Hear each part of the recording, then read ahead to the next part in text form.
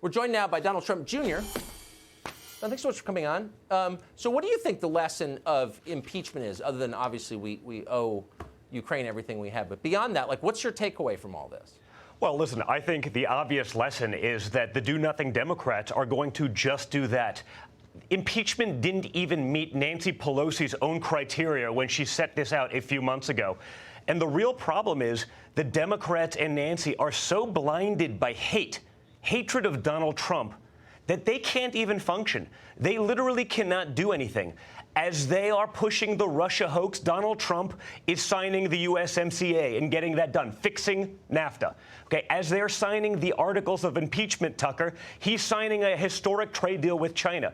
He still goes on, but their hatred is making them make very bad decisions. The American people see it. They saw it up front and center last night at the State of the Union, where he highlighted some incredible American stories, whether it be soldiers, whether it be just great Americana.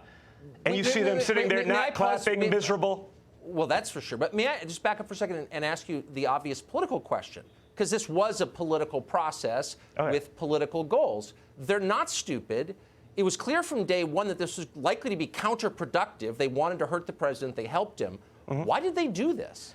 Because Nancy Pelosi has been pushed into a corner by the far left of her party, right? She's not the brilliant tactician that everyone says she is.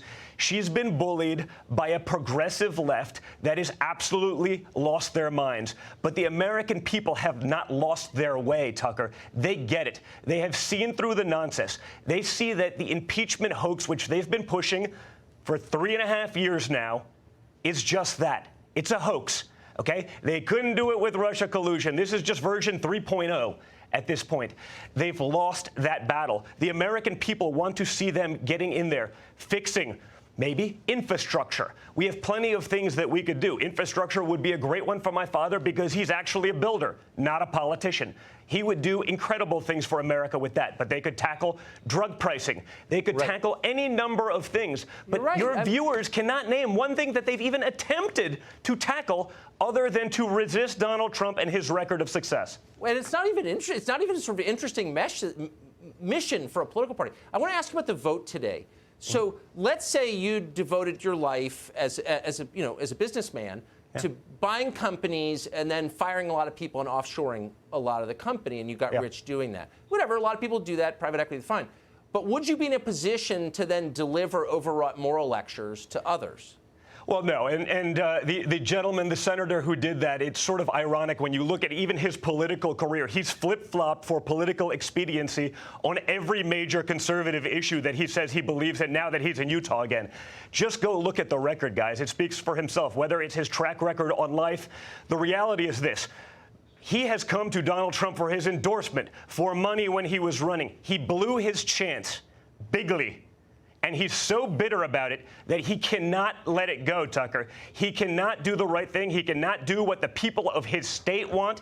He is purely, like Nancy Pelosi, just blinded by hatred because when he had his shot, he couldn't do it. And he's more concerned about attempting to be loved by those who hate his guts, by the media, by the left, who destroyed his political career, who destroyed his presidential run, than he is about doing what his constituency actually wants.